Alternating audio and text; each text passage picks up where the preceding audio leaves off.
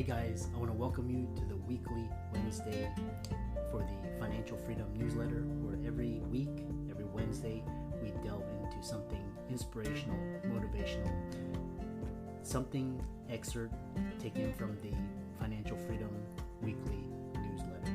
Wherever you are, if you're listening on Spotify, on iTunes, Google, be sure to click the like, subscribe, share, comment. And without ado, let's get into the show. Hey guys, welcome to this week's podcast episode for the Financial Freedom Podcast. And I'm your host, Dr. Christopher Liu.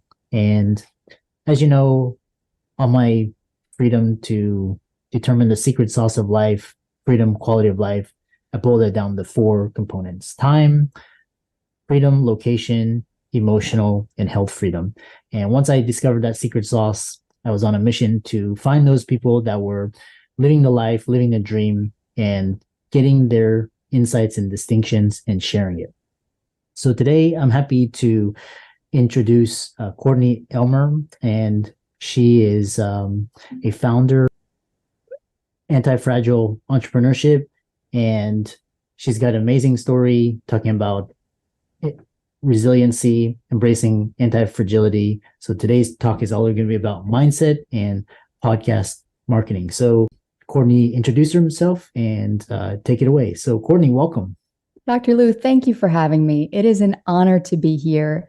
And as you mentioned, I am the creator and founder of Antifragile Entrepreneurship. That is my podcast where we talk about how to navigate those ups and downs on the entrepreneurial journey. As we all know, all of you listening know, we have many of those ups and downs along the way.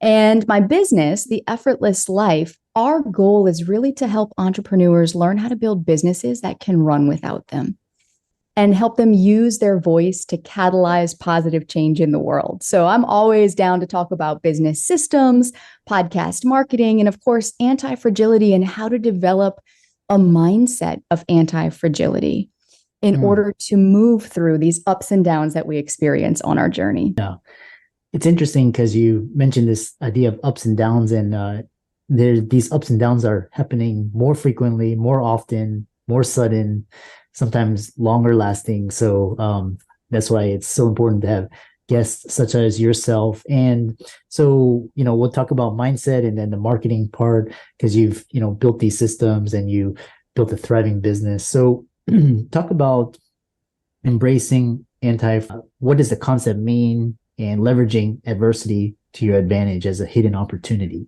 Yes. So anti-fragility to me means learning how to grow through whatever it is you go through.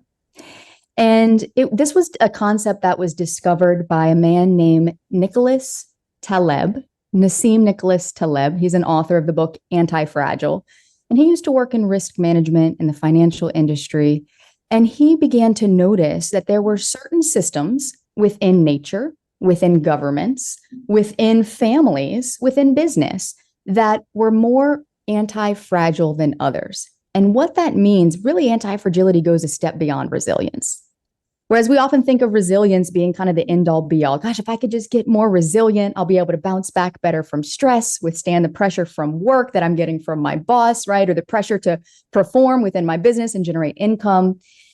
But there's actually one rung on the ladder above that, beyond that. And that is anti-fragility. Because with resilience doesn't necessarily mean that you grow through the adversity that you face. You might face really hard things. You might be in those valleys in life, those down seasons, but you don't grow from it. You just continue with the status quo. You pick back up where you left off and keep going and hope that you can just make it through, grit your teeth, grin and bear it the next time that something, adversity comes your way. But anti-fragility means looking for the growth and looking for the opportunity in those difficult moments. It can be hard to do. But I first discovered this myself quite by accident, because when I was 19 years old, I was diagnosed with anorexia, OCD, and depression. And this was the first time in my life where I really began to understand what mindset meant, and that I even had a mindset. Until then, I'd just been going through my life, typical path, go through high school, go through college, get a degree. And this really stopped me in my tracks. And through a lot of therapy and a lot of support, I was able to heal from that without medication, without inpatient therapy. And what it boiled down to was that I had the desire to grow through it. And I even told that to the professionals who, diagnosed me, and they said, you really need to be in an inpatient facility. This is very serious. Mm-hmm. And I said, no, I'm going to work through this on my own, because I know that if I don't, then I won't develop the mental muscle that I need to face something like this in the future. So fast forward about 6 years after that, I had met the love of my life. I was working 9 to 5 in a typical career retail space. We were planning our wedding, which was very stressful. You could call that a season of adversity, where it was just one thing after the next, lots of stress, lots of pressure, and we call this life. It's just the day-to-day stuff within our life. And a couple of weeks before the wedding, I had a really severe sinus infection. And I thought, oh gosh, my immune system's shutting down on me. I'm sick. I'm so stressed. There's so much going on. Can't wait to get this wedding behind me so that I can just take a breath. Well, 2 days after we got home from our honeymoon, I found myself sitting in another doctor's office this time. But this time I was getting diagnosed with cancer. And I was just 25 years old. And that caused me to reflect on not just my lifestyle, my choices, my habits, but what I believe to be true about myself and others. So that summer, I went through radiation and treatment, and thank the Lord, it's been almost 10 years cancer-free. Very, very grateful for that. But that was what really, those two life events were what really helped me to discover what anti-fragility meant, but from the inside out.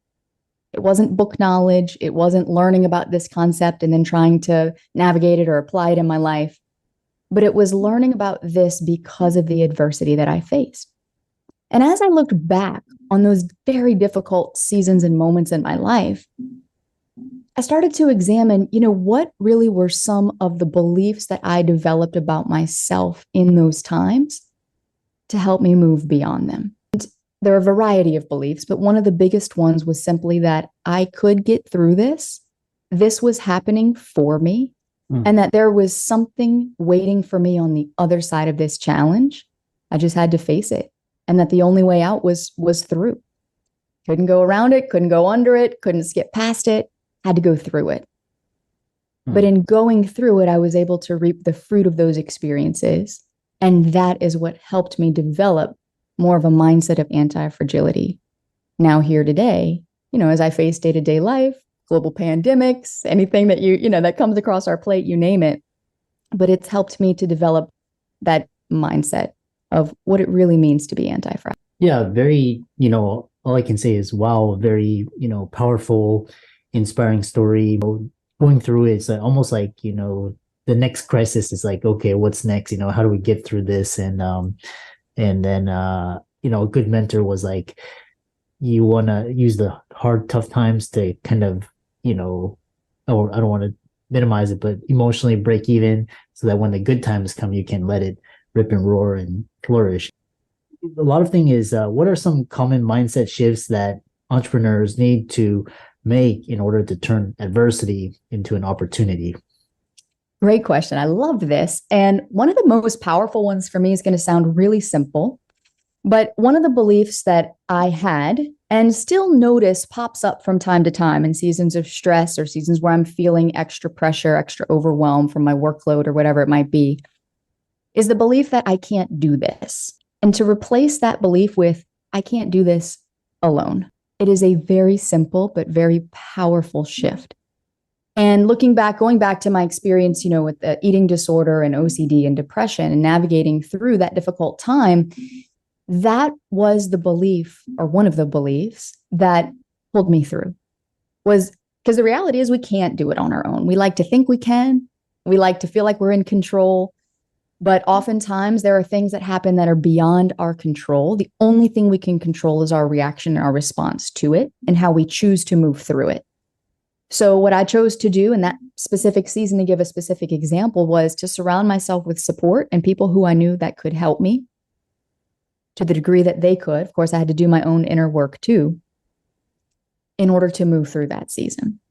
And I feel like this is true in the entrepreneurial space too. Every day in my business, I'm faced with the decision to spend my time here or spend my time there. Do I check that email and answer that email, or do I spend it creating content, that I could market my business, or do I spend it coaching a client and bringing in revenue?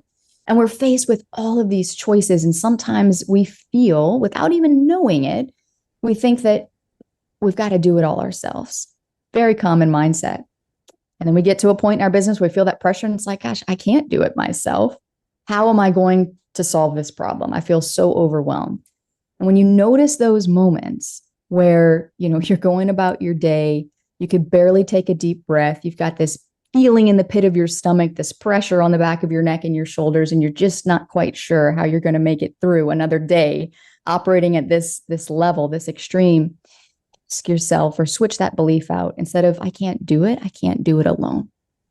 And then that will just help to open up that little crack where the light can get in, and you can start to look for opportunities and ways to find help and support.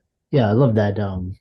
Find any opening and edge and kind of make the most of that. So then you talk about once the common mindset shifts that they need, and then how do you help clients maintain their momentum even when facing ongoing challenges and obstacles? This is another great question, because this is sometimes in our life or in our business where, let's say, something unexpected happens, global pandemic hits, or you get an unexpected diagnosis, or you got a flat tire on the way to the grocery store, whatever it might be. Could be something big, could be something small, it could be a lot of small things added up that feels really big. But we all find ourselves in these valleys. I call them valleys, these low points. And in those moments that our human nature wants to get out of that pain, that uncomfortable state where we feel like, it's just, there's darkness and it's difficult. We want to get out of those moments as quickly as we can because we want to be at the top of the mountain. We look at the people who appear to be on the top of the mountain. Maybe you follow them on Instagram. It's the people in your industry you look up to and aspire to be like. You're like, gosh, why can't I be there? Why does all this keep happening to me? It's just, gosh, my life's so difficult. My life's so stressful. And in those moments, what I want you to realize is that the valley is actually the most fertile ground. Because if you look back at ancient civilization, they didn't settle on the top of the mountain. They didn't settle on the side of the mountain. They didn't set up camp, in the forest, 3/4 of the way up the mountain. They settled in the valley because it was the most fertile ground. So first and foremost, in order to maintain momentum, maintain your motivation in those dark seasons, is first to accept that the dark seasons are normal. We all face them, and that they're happening for a reason. That reason may not be clear yet, but that valley and your journey through that valley is refining you. It's helping you become the person you were meant to be, that you've been put on this earth to be. Maybe it's helping you shed a layer of something that has been keeping you from having the success you want. Maybe it's helping you realize a belief or something that was there that in your mind has been preventing you from getting the result you want. Maybe it's just that you needed to go through that dark time and feel some feelings that you weren't letting yourself feel and process through that emotionally. And so those valleys always have a lesson for us. They always have a silver lining. Doesn't mean the valley is easy. Doesn't mean it's fun to be there, but there is something there for us. So that is one principle that I hold on to whenever I'm facing a difficult season in my life. And to remember that in those moments, it's not actually about the momentum. It's about staying in the game, not quitting, not stopping, and just continuing to move forward as best you can with, even if it's the smallest, most baby steps, but to keep moving, trusting that when you do, that light will appear. But the only way out is through. We have to move through those seasons in order to reap the fruit of the valley. As you read, like I said, very powerful, insightful answers for the audience, and very inspiring. And as we come, closer to the end, you have a podcast called Antifragile Entrepreneurship. It's been ranked among the top 1.5% of best business podcasts globally, having interviewed some of the most renowned experts on the show. and then talk about how, for a lot of these, the audience, they're entrepreneurs and they're interested in marketing, how you talk about anti-fragility with your podcast and podcast marketing to expand your reach. Yes. So my background is in business systems and psychology. And I love both fields. And I love blending both fields together to help entrepreneurs build what I call a self-sustaining business, a business that you run, not one that runs you. I've worked with countless individuals who come to me frustrated that they're not meeting their revenue goals. They don't have leads flowing in consistently. They feel stressed and fearful because they don't know where their next client is coming from. The world has changed a lot these past few years. At the time of this recording, the economy is in a not so great place. There's a lot of question marks that people face in their daily life. There's a lot of unknowns. And when you're an entrepreneur, you can multiply that times 100. There are a lot of unknowns on the journey of entrepreneurship. It is not a journey for the faint of heart. What happens is most of us get into business because we have a calling. We have a mission. We feel called to do the work we're doing. We want to help people. We want to make the world a better place. But we get into business and we find ourselves in business and we realize it's not quite that simple. It's not quite as simple as throwing up a website and putting a buy button on there and saying, book me to be your coach, right? Or buy my program or buy my book. We very quickly realize how much we don't know about business when we start off on our entrepreneurial journey. And this can feel overwhelming. Figuring out how to market yourself, how to stand out from your competition, how to generate sales consistently, how to deliver what you've promised to the people that you work with and ensure that they have a good experience so they refer you and you can retain those clients. The day-to-day operations. How much time are you spending in your inbox or answering emails that really someone else could probably be answering for you, right? But these little things that we do every day that bog our time down. So on the podcast and in my work within our company as a whole, we look at 4 areas of business. We help entrepreneurs learn how to develop the systems, structure, and support in place so that they have a business that can withstand any storm and weather any storm, and really creating an anti-fragile business through visibility systems that set them apart as the go-to expert in their niche, through sales systems that help them enroll clients on a consistent basis so that they're not scrounging for sales or feeling desperate or worrying where their next client's going to come from. Deliverability systems so their clients actually get the results that you're promising and they have an incredible experience and want to continue being your client and want to refer you to their friends and family. And then the day-to-day operations and how to get yourself out of the weeds of the business so that you can be the leader of the business and really remain in that seat of visionary to lead the business forward. And so when you're trying to navigate all of this by yourself, combined with the day-to-day issues you might experience, maybe you're growing your business alongside your professional career, so you've got things to deal with there. Maybe you've got a family. I have a 5-year-old, right? Being a mom is my number one priority. My business comes second. There are days that I can't work my business because my son's home from school or he's sick or he needs me. And so how to navigate the day-to-day adversity we face, as well as the adversity we face in our business, and lay a very strong foundation to build and scale a company that can grow without you and beyond you. And I mentioned podcast marketing at the start, of this episode, and that is one area where we focus heavily because most of the people that we work with are looking for better ways to leverage their time. They don't have a lot of time. They don't want to spend their time creating short form content for social media, right? That just gets buried in the news feed after 24 hours, and if you do the math, someone has to spend an average of 7 hours with you now before they trust you enough to make a buying decision. So if you look at short form content and you do the math there, that's 3,400 7-second videos. I don't know who has time for that unless it is your full-time job, right? So chances are, and the entrepreneurs who listen to our show are people who got into business to make the world a better place. They're on a mission. They feel called to do the work they do. They're not full-time content creators. They're not looking to be an influencer. They're looking to build true influence. And so through helping entrepreneurs develop these systems and also through podcasting to help them position themselves as the go-to leader in their space, that's what we help people do. And we cover a ton of topics on the podcast, all centered around helping you become more anti-fragile as an entrepreneur and build an anti-fragile business. Yeah.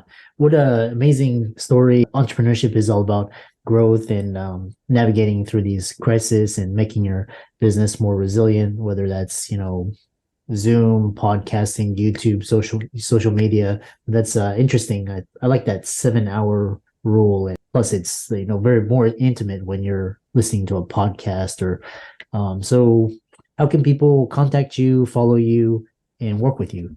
Yes. So if you're an entrepreneur or if you're looking to build a business of your own and you want to be able to build a business that gives you that freedom, that's why you listen to this podcast, I know, and you want support to better navigate the ups and downs on this entrepreneurial journey, then I invite you to also check out my podcast, which is Antifragile Entrepreneurship. And you can find it on any app that you listen to your podcasts. Yeah.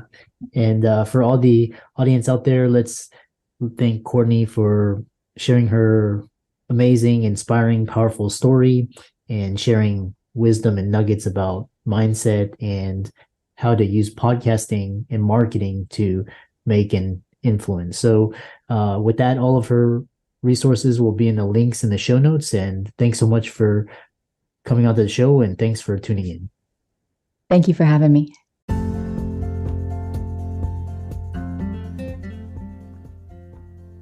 I hope you really enjoyed that wonderful, inspirational, motivational piece.